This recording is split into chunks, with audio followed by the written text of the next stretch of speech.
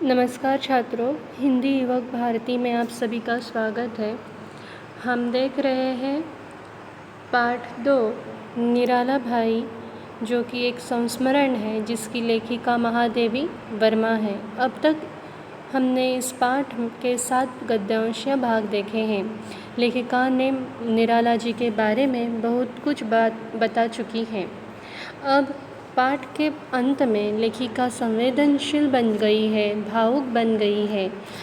निराला भाई संस्मरण का अंत करते समय उनके मन में तरह तरह की चिंताएं हैं, शंकाएं हैं।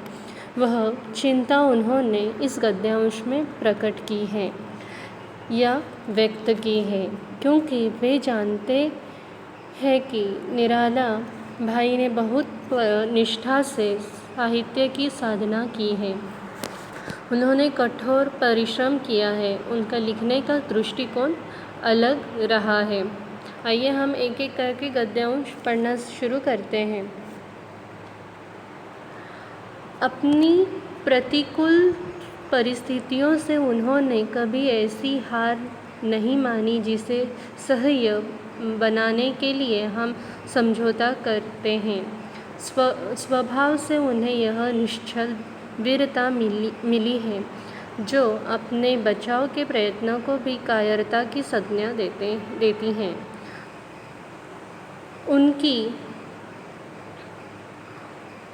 उनकी राजनीतिक कुशलता नहीं, वह तो साहित्य की एक निष्ठा का पर्याय है। छल के व्यूह में छिपकर लक्ष्य तक पहुँचने को साहित्य लक्ष्य प्राप्ति नहीं मानता, जो अपने पथ की सभी प्रत्यक्ष अप्रत्यक्ष बाधाओं को चुनौती देता हुआ, सभी आघातों को सरहृदय पर झेलता हुआ लक्ष्य तक पहुँचता है, उसी को युग स्रष्टा साहित्यकार कह सकते हैं। निराला जी ऐसे ही विद्रोही साहित्यकार हैं, जिन अनुभवों के दंशन का विष साधारण मनुष्य की आत्मा को मूर्छित करके उसके सारे जीवन को विषाक्तता बना देता है, उसी से उन्होंने सतत जागरूकता और मानवता का अमृत प्राप्त किया है। इस परिच्छेद में 3 महत्वपूर्ण बातें बताई गई हैं। देखो, प्रतिकूल परिस्थितियों से उन्होंने कभी हार नहीं मानी। कभी भी सह्य का अर्थ है सहने योग्य। यह योग्य होने से समझौता नहीं किया। किसी भी संकट, पीड़ा, वेदना, प्रतिकूल परिस्थिति से वे कभी भी समझौता नहीं किया, इसलिए उन्हें वीर कहा जाता है। स्वभाव से उन्हें यह निश्चल वीरता मिली है। निश्चल मतलब छल रहित, मतलब उसके मन में, निराला जी के मन में छल कपट नहीं था। न उन्हें घर में वेदना मिली, न व्यथा मिली। घर से किसी भी प्रकार की छल नहीं मिली, इसलिए वे छल रहित, वेदना रहित रहे थे। स्वभाव से ही वे छल रहित, निष्कपट थे। लेखिका के पास जाते थे, वस्तु मांगते थे, उसमें किसी तरह की लाचारी महसूस नहीं होती थी, क्योंकि उनमें बहन भाई का रिश्ता था। इसलिए इसे कायरता की संज्ञा देते हैं। कायरता का अर्थ यहाँ डरपोक नहीं, तो उत्साहहीनता की संज्ञा दी जाती है। यह 3 महत्वपूर्ण बात बताई गई है: सह्य, निश्चल और कायरता। ये 3 शब्द उनकी व्यक्तित्व की विशेषता है।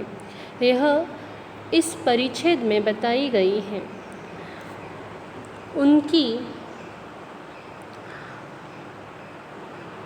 उनकी राजनीतिक कुशलता नहीं, वह तो साहित्य की एक निष्ठा का पर्याय है।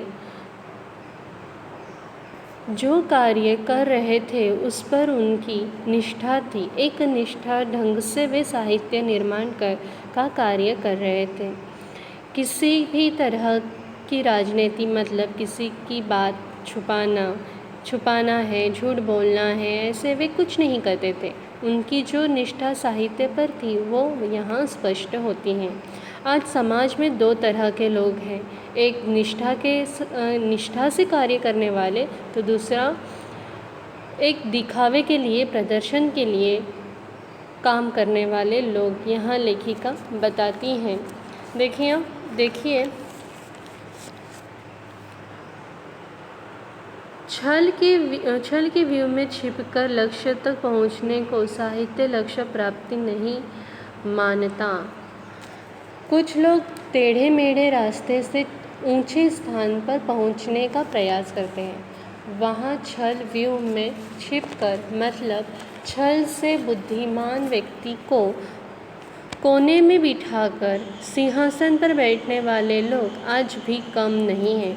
इसलिए लेखिका उनसे कहती है, छल से ऊंचे पद पर पहुंचने वाले आदमी को उसे साहित्य की लक्ष्य प्राप्ति नहीं मानी जाती। जो अपने लक्ष्य के लिए प्रत्यक्ष व अप्रत्यक्ष बाधाओं को चुनौती देता है। यहाँ महत्वपूर्ण बात बताई गई है। देखो, निराला जी ऐसे ही साहित्यकार नहीं बने। साहित्य लेखन करते समय, आगे बढ़ते समय संकट, बाधाएं, प्रत्यक्ष अप्रत्यक्ष अनेक बाधाएं आ गई थी। उन मुश्किलों को उन्होंने क्या किया, चुनौती दी, मतलब ललकारा। इन सभी मुश्किलों का सामना किया और तभी वे अपने लक्ष्य तक पहुँचे।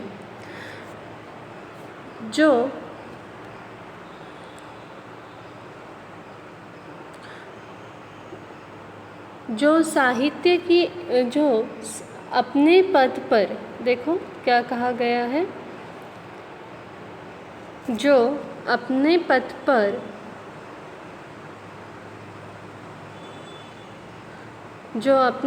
पर की सभी प्रत्यक्ष अप्रत्यक्ष बाधाओं को चुनौती देता हुआ, सभी आघातों को हृदय पर झेलता हुआ लक्ष्य तक पहुँचता है, उसी को युग श्रेष्ठा साहित्यकार कह सकते हैं। देखो, निराला जी ऐसे ही महान साहित्यकार नहीं बने। साहित्य लेखन करते समय, आगे बढ़ते समय, इस साहित्य लेखन के मार्ग में प्रत्यक्ष अप्रत्यक्ष अनेक बाधाएं, संकट, मुसीबत आ गई थी। उन मुश्किलों को उन्होंने चुनौती दी। सभी आघातों को हृदय पर झेलता हुआ लक्ष्य तक पहुँचता है, मतलब सभी प्रहार सहनशीलता से सहन किया है।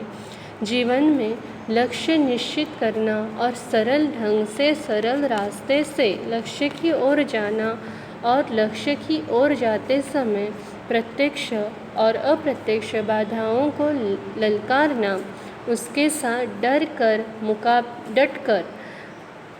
कर मुकाबला करना और अपने लक्ष्य तक पहुंचना, यह महत्वपूर्ण बात है। उसी को युग स्रष्टा साहित्यकार कह सकते हैं। स्रष्टा का अर्थ है निर्माण। युग स्रष्टा मतलब युग का निर्माण साहित्यकार। पाठ के प्रारंभ में मैंने आपको बताई थी कि छायावाद युग निर्माण में उनका हिस्सा था, क्योंकि उनका साहित्य बहुत ही मूल्यवान था, इसलिए वे युग स्रष्टा कहने के योग्य है। निराला जी ऐसे ही विद्रोही साहित्यकार हैं, जिन अनुभवों के दंशन का विष साधारण मनुष्य की आत्मा को मूर्छित करके उसके सारे जीवन को विषाक्तता बना देता है, उसी से उन्होंने सतत जागरूकता और मानवता का अमृत प्राप्त किया है। देखो, यहाँ पे लेखिका क्या कहती है कि कभी कभी संकट भी मनुष्य के जीवन में अमृत के समान आ जाता है। यहाँ विष और अमृत, ये दो महत्वपूर्ण बातें बताई गई हैं। देखिए, जो आदमी महान होता है, अच्छे कार्य करता है, उसके शत्रु बहुत होते हैं और तरह तरह से उसे परेशान करने का प्रयास करते हैं। पाठ का अंत करते समय लेखिका भावुक संवेदनशील बन गई है। जब वो संवेदनशील बन जाती है तब उनके लेखन में काव्यात्मक रचना आ जाती है। देखिए, जिन अनुभवों के दंशन मतलब जहरीले दांत। यहाँ निराला जी के जीवन में ऐसे कटु अनुभव थे जो विषैले दांतों ने विष छोड़ा है। ऐसे विषैले अनुभवों की उन्हें परीक्षा देनी पड़ी थी। विष की परीक्षा का अर्थ बहुत कठिन परिस्थिति के साथ सामना करना। साधारण मनुष्य ऐसे विषैले अनुभव से मूर्छित हो जाते हैं। मूर्छित का अर्थ है बेहोश हो जाना। साधारण मनुष्य की आत्मा को मूर्छित कर उसके सारे जीवन की विषाक्तता मतलब असह्य, कठिन, दुखमय बन जाता है। तुरंत ही निराला जी ऐसे, परंतु क्या होता है, निराला जी ऐसे नहीं थे। उन्होंने ऐसे दांत का विष पचा लिया था। जो आदमी ज़्यादा संकट का सामना करता है वह उतना ही परिपक्व बन जाता है। देखो, यहाँ पे लेखिका ने बहुत ही गहराई वाली बात कही है कि जिस मनुष्य के जीवन में संकट, मुसीबतें, मुश्किलें, चाहे वो प्रत्यक्ष हो या अप्रत्यक्ष, अगर मनुष्य के जीवन में आ जाती है तो उससे मनुष्य क्या हो जाता है, परिपक्व हो जाता है।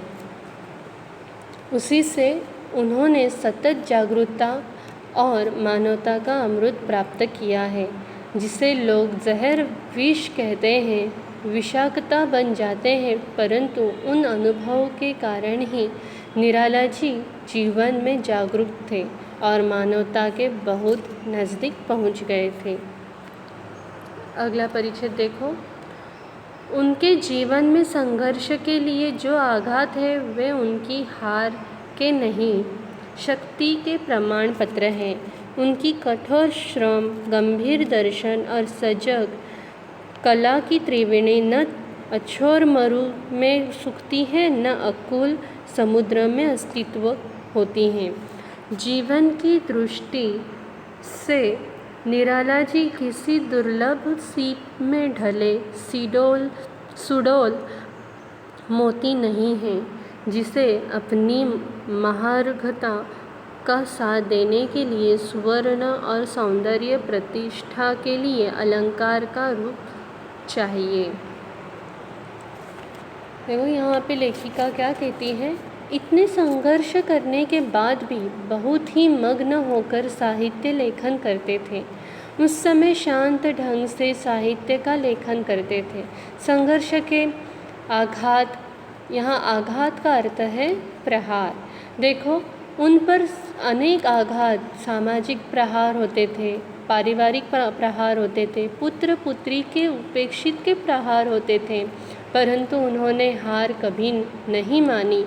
संघर्षों के प्रहार के बाद भी वे अपने साहित्य लेखन में अड़े रहे। यहाँ उनकी शक्ति के प्रमाण मतलब कितनी शक्ति, बौद्धिक शक्ति, मानसिक शक्ति, शारीरिक शक्ति, इससे उन्होंने साहित्य का महान कार्य किया है। आगे के परिच्छेद में उनकी 3 महत्वपूर्ण बातें बताई गई हैं। देखो, उनकी कठोर श्रम, गंभीर दर्शन और सजग कला की त्रिवेणी, मतलब यहाँ त्रिवेणी मतलब 3 गुणों का संगम कहा गया है, कह सकते हैं। उनके जीवन की या साहित्य की जो विशेषता है, संघर्ष, उपेक्षा, वेदना, साहित्य लेखन, इसमें उन्होंने 3 बातें महत्वपूर्ण बताई हैं। एक, चाहे उन्हें धन मिले या न मिले, वे कठोर परिश्रम करते रहे।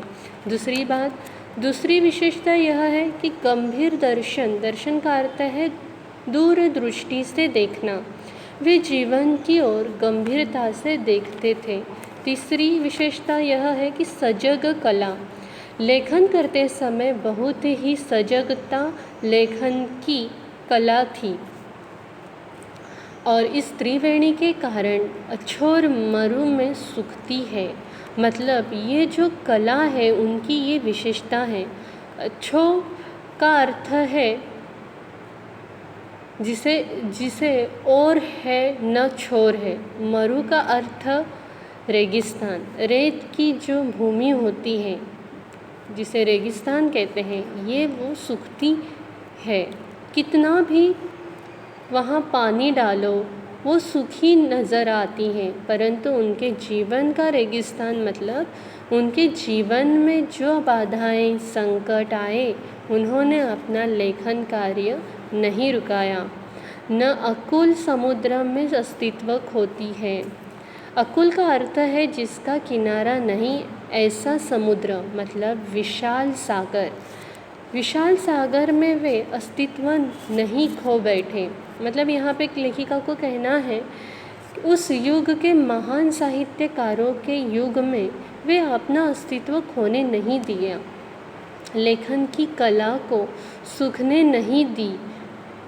यह महत्वपूर्ण बात है। जीवन की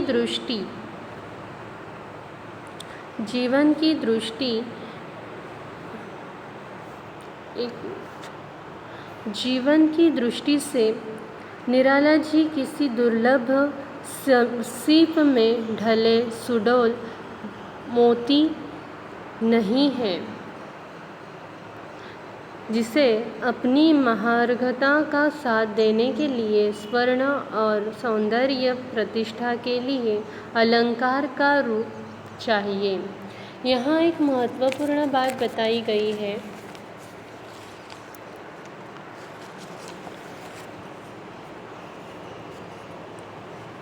निराला जी किसी दुर्लभ सीप में ढले सुडौल मोती नहीं। अब यहाँ पे सीप आप सभी को पता ही होगा, सीप का अर्थ होता है शंख। जो समुद्र किनारे जब आप जाते हैं तो आपको वहाँ दिखाई पड़ता है सीप, शंख। ये कठिन आवरण के जलीय जंतु होते हैं। वैसे ही यह सीप वैसा ही कठिन आवरण का जलीय जंतु है। जलीय जंतु मतलब पानी में रहने वाला। उस सीप में मोती का निर्माण हो जाता है। लेखिका यहाँ बताती हैं निराला जी उस सीप के समान नहीं थे जिससे आपने महारघता का अर्थ है बहुमूल्य। देखो, मोती जब सोने की अंगूठी में लगाया जाए तो सोने का महत्व या उसका बहुमूल्य अधिक बढ़ जाता है। इस तरह की बात निराला जी में नहीं थी। सौंदर्य प्रतिष्ठा के लिए अलंकार का रूप चाहिए, अमूल्य होती है। अमूल्य मोती हो, सोना हो, बहुमूल्य अलंकार हो, इनमें से कोई भी विशेषता निराला जी के पास नहीं थी। आगे देखो, वे तो अनगढ़ पारस के भारी शिलाखंड है। वह जहाँ है वहाँ उसका स्पर्श सुलभ है। यदि स्पर्श करने वाले में मानवता के लौह परमाणु है तो किसी और से भी स्पर्श करने पर वह स्वर्ण बन जाएगा। पारस की अमूल्यता दूसरों तक या दूसरों का मूल्य बढ़ाने में है। उसके मूल्य में न कोई कुछ जोड़ सकता है न घटा सकता है। लेखिका ने निराला जी का लेखिका ने जो यहाँ पे तुलनात्मक बात की है वह है, लेखिका ने निराला जी की तुलना पारस से की है। पारस एक तरह का पत्थर है। वो पत्थर जिसे लोहे को स्पर्श करते ही वह लोहा सोने में बदल जाता है। मतलब लोहे को सोना बनाने वाला वास्तव में एक कल्पित पत्थर है। आज तक ऐसे पत्थर को कभी किसी ने देखा नहीं। शिलाखंड का अर्थ है पत्थर का बड़ा टुकड़ा। अनगढ़ जिसे व्यवस्थित गढ़ा नहीं गया हो। अनगढ़ का मतलब है जिसे व्यवस्थित गढ़ा नहीं गया हो। जैसे पारस लोहे को सोना बना देता है, वैसे ही निराला जी के जो कोई संपर्क में आ गया वह अपने साहित्य से उसे संपन्न बना देते हैं। यदि स्पर्श करने वाले मानवता के लोहे परमाणु हैं, लोहे परमाणु का अर्थ है स्नेह, मतलब मानवता का जो स्नेह है, स्नेह होता है, ऐसे ही कोई भी किसी को मानवता नहीं कहता। कोई आदमी हमें अच्छा ज्ञान देता है, अच्छा आचरण देता है, तो उसके पास हम जाते हैं। देखिए, यदि हम आम के पेड़ पर पत्थर मारते हैं या पेड़ के नीचे जाते हैं तो हमें कोई नुकसान नहीं पहुंचता, बल्कि हमें फ़ायदा ही मिलता है। अगर हम बबूल के पेड़ के नीचे जाते हैं तो वहाँ हमें कांटे ही कांटे मिलेंगे, और अगर हम आम के पेड़ के पास जाते हैं तो हमें फल भी खाने मिलते हैं, और हम धूप से बचने के लिए उसकी छाया में जा खड़े होते हैं। कहने का तात्पर्य यही है कि जिसके पास अच्छे संस्कार होते हैं, अच्छा ज्ञान होता है, उसके संपर्क में आने पर हमारे गुणों में और भी वृद्धि हो जाती है।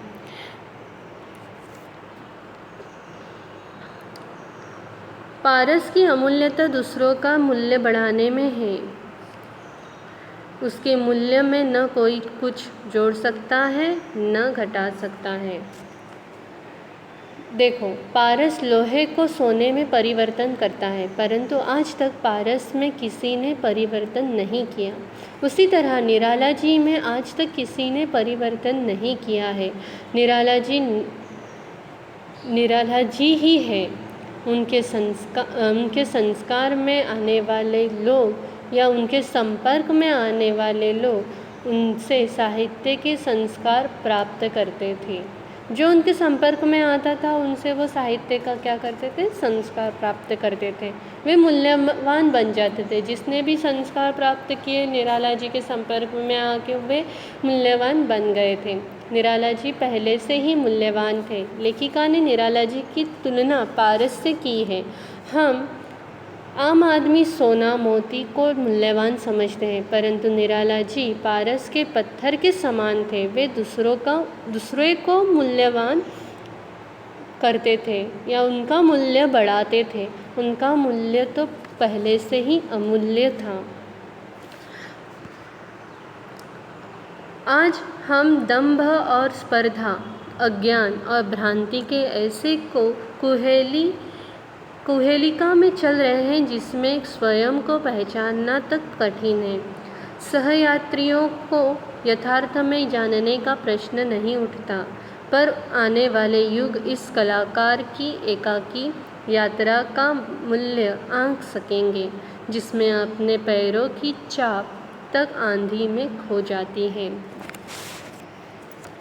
यहाँ पर तुलना की गई है, तुलनात्मक विवेचन किया गया है। देखिए, आज की पीढ़ी और छायावाद युग की समकालीन पीढ़ी का तुलनात्मक विवेचन यहाँ पे किया गया है। आज का आदमी आत्मकेंद्री बनता जा रहा है। आज हम हर बात में स्पर्धा कर रहे हैं। इसलिए लेखिका यहाँ बताती हैं, आज हम दंभ और स्पर्धा, यहाँ पे दंभ का अर्थ है आडंबर, यानी ढोंग करना, बनावटी प्रदर्शन करना या झूठा अभिमान रखना। इस तरह के लोग आज समाज में हैं। स्पर्धा, हम हर बात में, हर कार्य में स्पर्धा करते हैं, फिर चाहे वो स्पर्धा करने लायक हो या न हो, हम स्पर्धा करते हैं। अज्ञान, यहाँ अर्थ बताया गया है। देखो, हम अज्ञान का तो अर्थ आपको पता है कि जिसे ज्ञान ना हो वह है अज्ञान। देखो, हम अपने को बड़ा समझते हैं, उसी में अज्ञान है। हम बड़े हैं या नहीं, ये दूसरों को उसका अनुमान करना चाहिए। स्वयं को बड़ा कहना यानी मूर्खता में समावेश करना, स्वयं को ही यहाँ पे मूर्खता कहा जाता है। यह महत्वपूर्ण बात बताई गई है। भ्रम, मेरे पास संपत्ति है, पैसा है, मैं पैसे के बल पर समाज में श्रेष्ठ हूँ, यह दिखाने का जो भ्रम है लोगों में, यह बात लेखिका ने बताई है। यह कुहेलिका में चल रहे हैं। कुहेलिका अर्थ है धुंध में। जिस तरह ठंडी के दिनों में कोहरा फैल जाता है ना, तो उसी समान सामने वाली चीज़ हमें स्पष्ट दिखाई नहीं देती है, धुंधली सी हो जाती हैं। ठीक उसी तरह क्या होता है, हमारे आँखों पर ये कोहरा या धुंध है। किन बातों की? तो दंभ, स्पर्धा, अज्ञान और भ्रांति, जिसमें स्वयं को पहचानना तक कठिन है। मैं क्या हूँ, यह आत्मचिंतन करने के लिए उसके पास समय नहीं, जितना वो प्रदर्शन करने में, झूठी प्रशंसा करने में, दिखाने में वह अपना समय गंवाता है। सहयात्रियों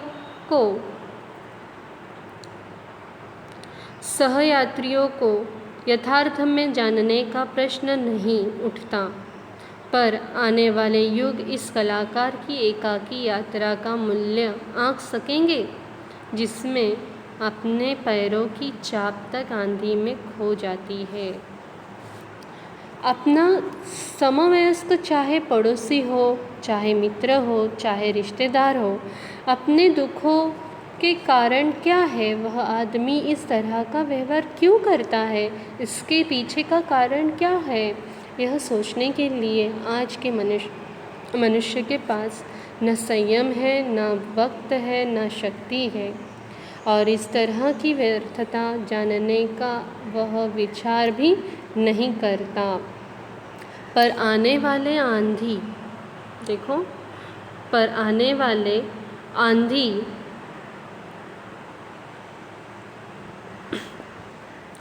आंधी में खो जाती है। पर आने वाले जो आंधी है, उसमें क्या कलाकार की एकाकी यात्रा का मूल्यवान आंक सकेगा, जिसमें अपने पैरों की चाप तक आंधी में खो जाती है। आज का आदमी इतना आत्मकेंद्री हो गया है, वो अपने समकालीन साहित्य को समझ नहीं रहा है।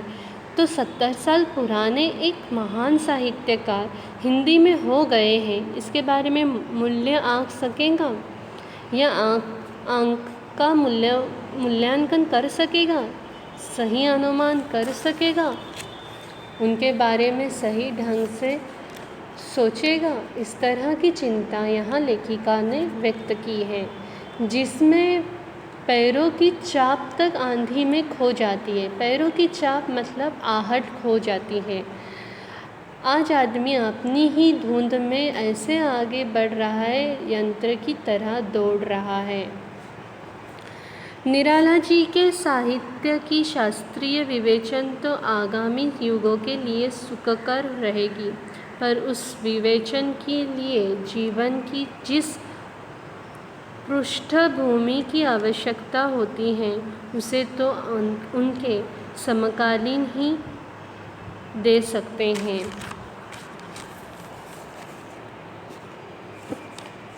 देखो लेखिका क्या कहती हैं, आगामी युगों के लिए सुखकर का अर्थ है बहुत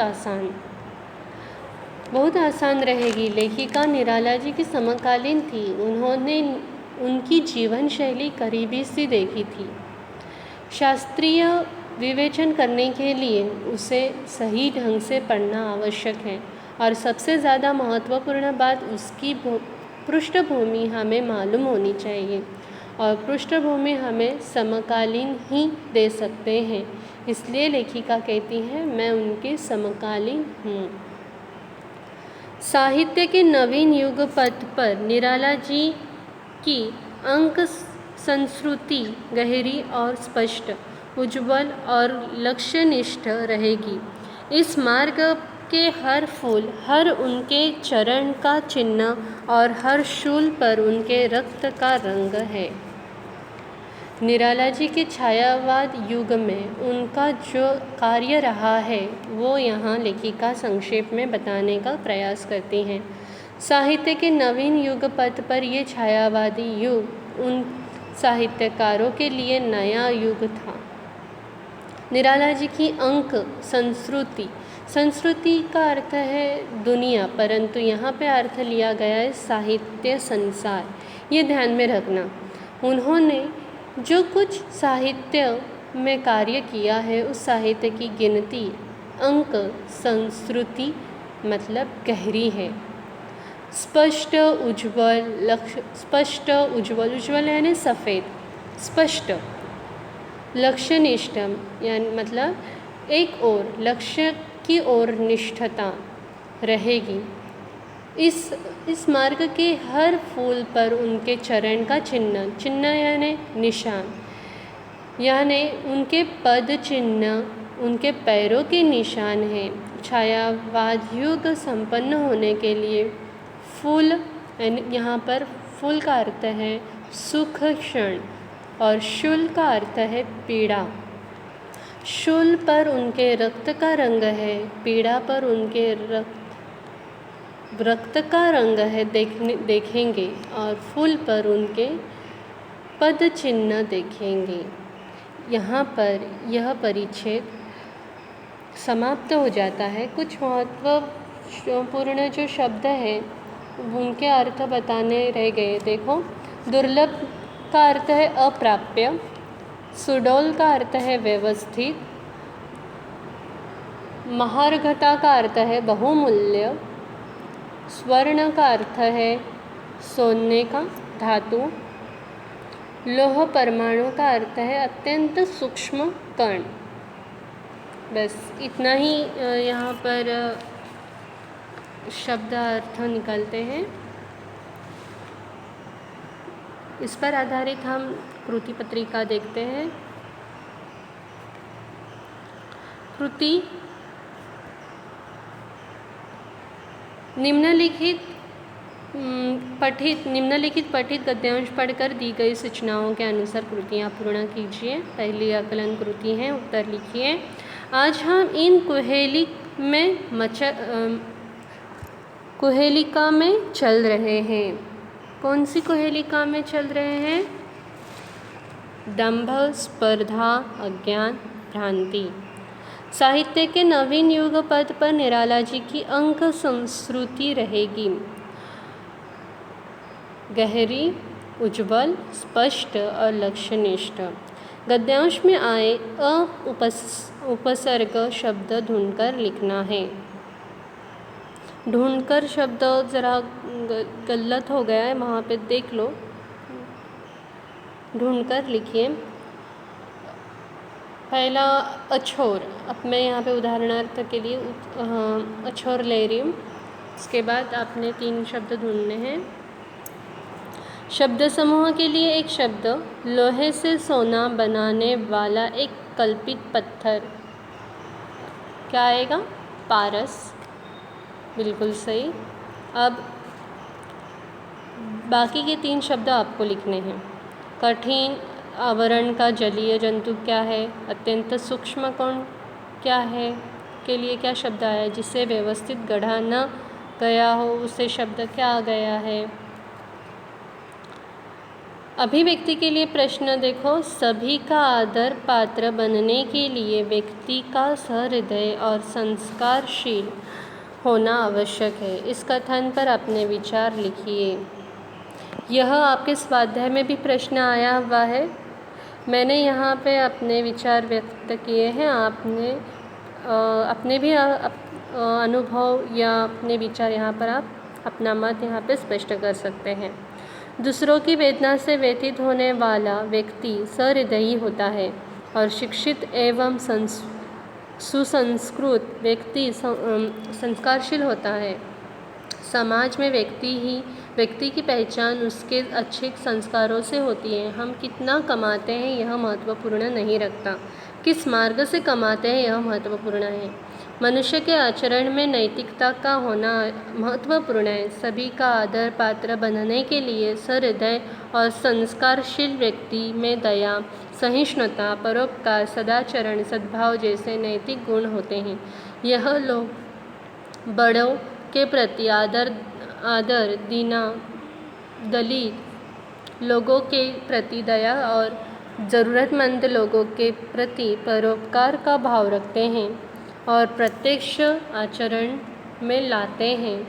अपने व्यक्तित्व के पूर्ण विकास के लिए और विद्वान तथा सफल सामाजिक नागरिक बनने के लिए सहृदय और संस्कार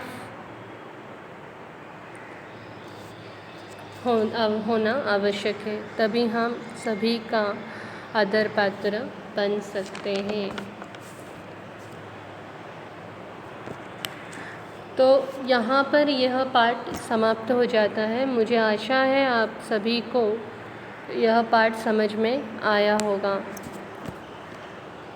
धन्यवाद।